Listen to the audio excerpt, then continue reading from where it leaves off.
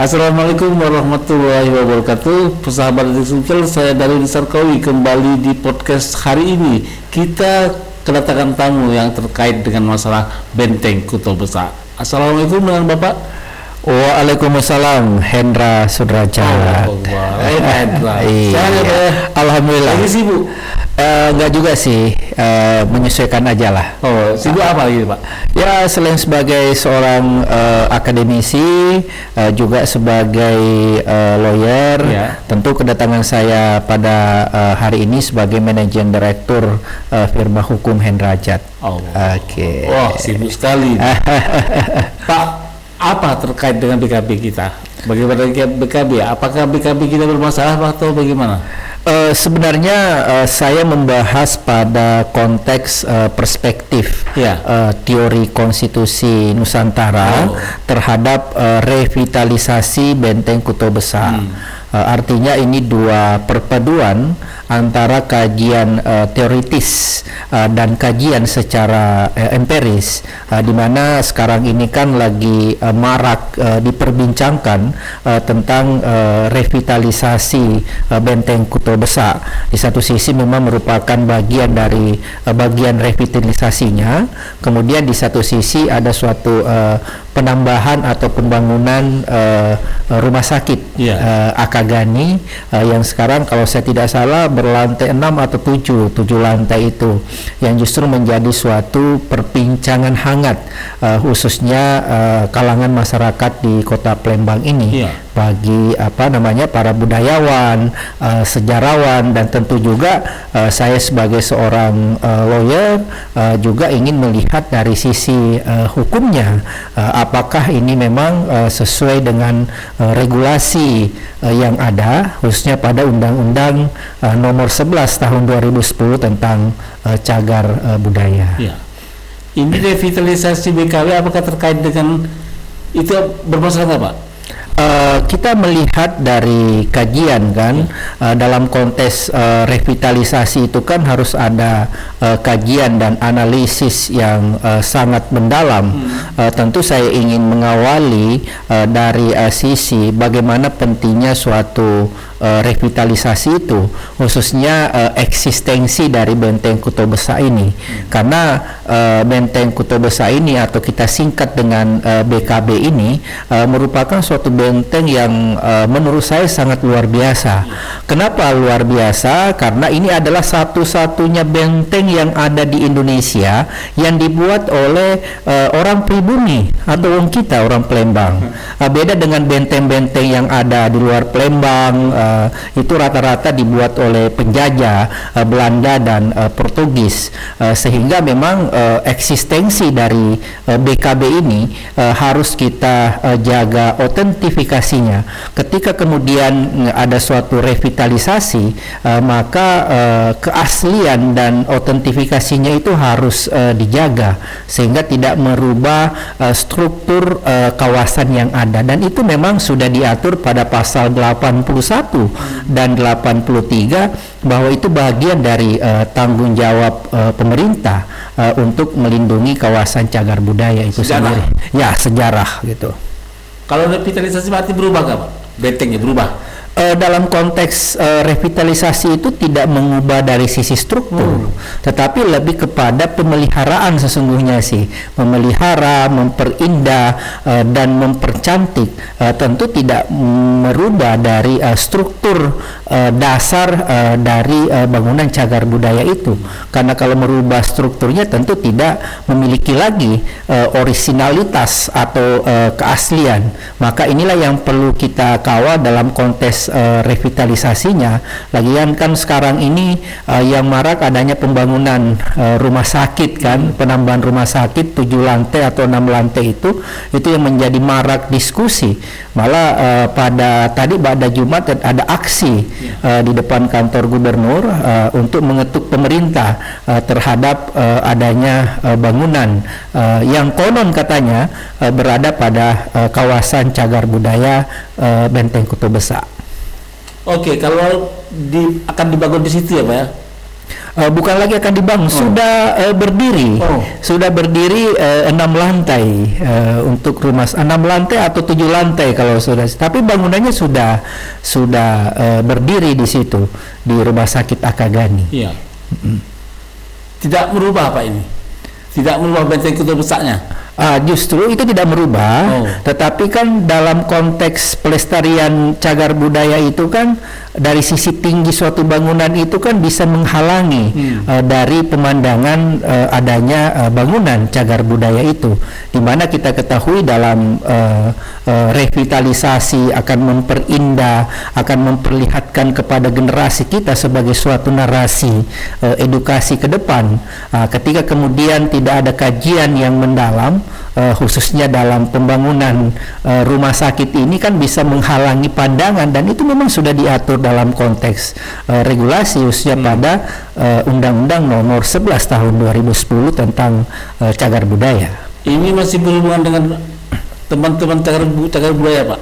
Masih terkait dan berhubungan dengan teman-teman cagar budaya, para pemerhati budaya, budayawan dan sejarawan malah bergerak hari ini di depan kantor gubernur melakukan aksi demonstrasi terkait dengan penyelamatan kawasan cagar budaya yang ada di Benteng Kutub Besar, khususnya dikaitkan dengan pembangunan rumah sakit Akagani itu.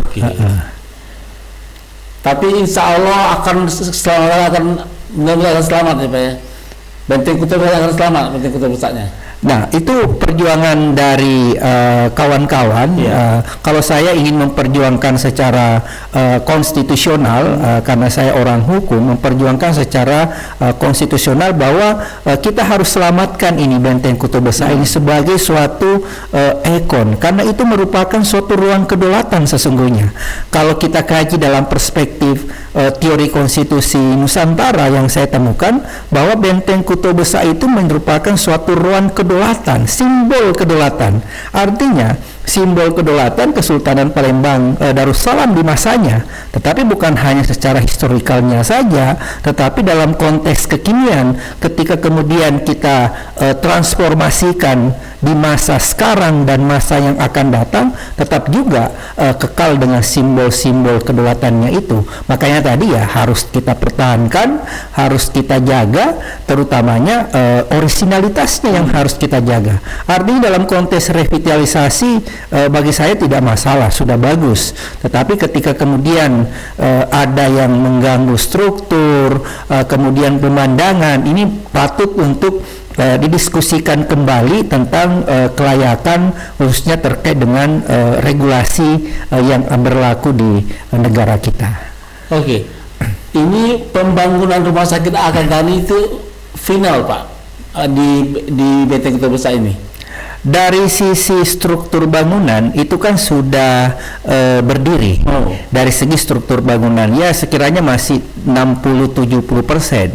Tetapi perjuangan para kawan-kawan, khususnya para budayawan, sejarawan, malah pihak kesultanan juga turut andil untuk mendiskusikan kembali tentang pembangunan itu. Makanya saya juga mendapat atensi yang khusus untuk mendapat suatu porsi untuk memperjuangkan secara konstitusional ini, bahwa apakah dengan adanya bangunan itu sesuai dengan regulasi peraturan perundang-undangan yang ada, ataukah memang sudah melanggar dari Undang-Undang Nomor 11 Tahun 2010 tentang cagar budaya. Kalau sejauh ini aman Pak? Sejauh ini saya sih belum melihat dari kajiannya. Kan mestinya kan harus ada kajian secara mendalam, harus ada kajian secara mendalam bahwa apakah rumah sakit Akagani itu menjadi suatu kawasan cagar budaya, cagar budaya Benteng Kutub Besar. Tetapi menurut para budayawan ini, kawasan cagar budaya itu sampai kepada Jalan Merdeka itu kan, itu masuk bagian dari cagar budaya Benteng Kutub Besar. Kalau analisisnya seperti itu, berarti patut dipertanyakan gedung dan bangunan itu berdiri gitu. Sehingga ini menjadi suatu diskusi. Inilah yang hari ini diperjuangkan juga oleh para budayawan, sejarawan untuk melakukan aksi di kantor gubernur Provinsi Sumatera Selatan. Berarti Benteng Kutub Besar ini besar sekali. Ya, sampai Jalan Merdeka. Sampai Jalan Merdeka, bahkan kalau kita melihat itu sampai ke kawasan Masjid Agung Sultan Mahmud Badarudin Jayawikromo.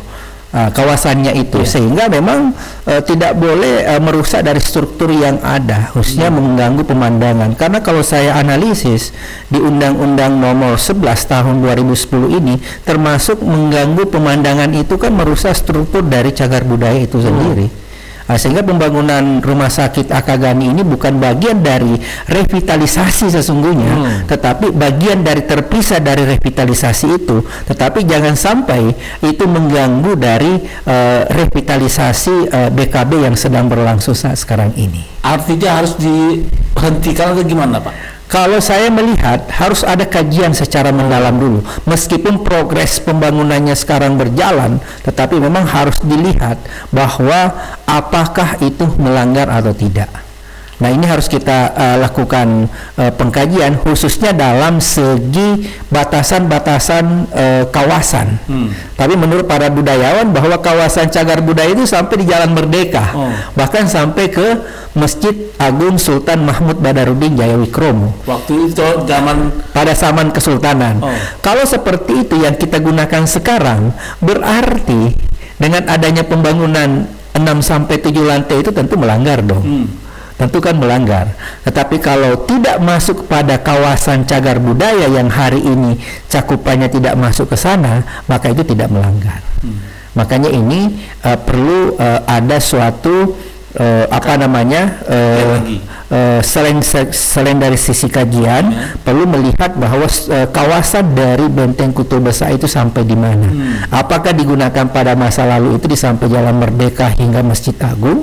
Ya, kalau itu sampai, maka itu akan mengganggu dari struktur secara fundamental dari cagar budaya khususnya Benteng Kuto Besa.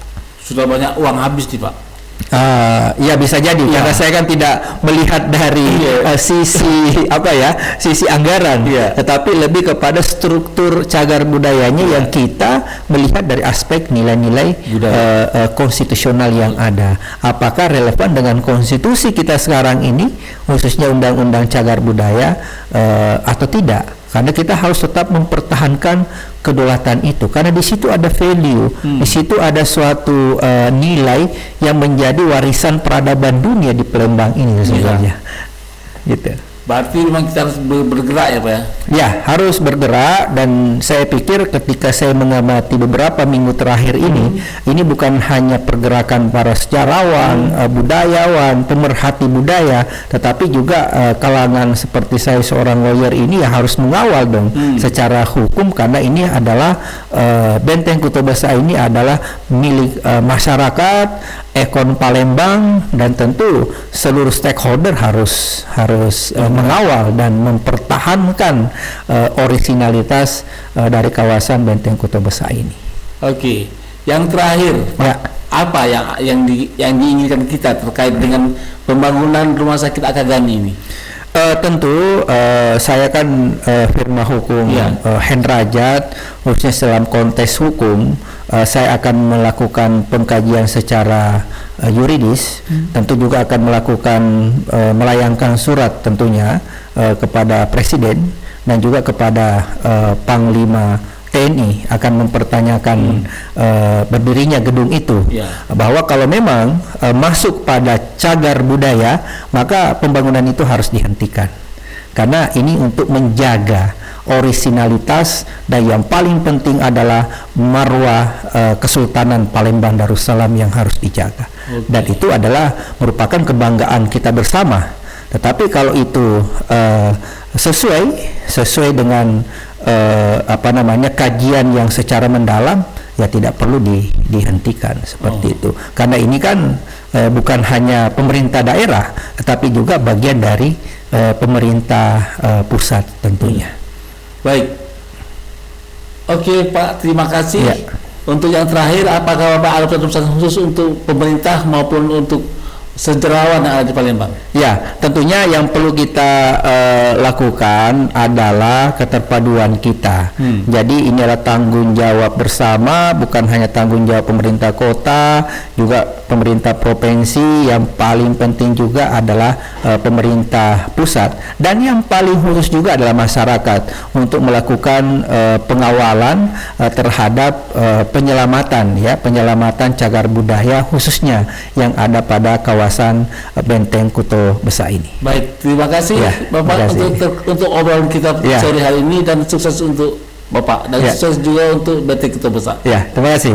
Baik, terima kasih sahabat Susul yang kita bicarakan insya Allah hari ini.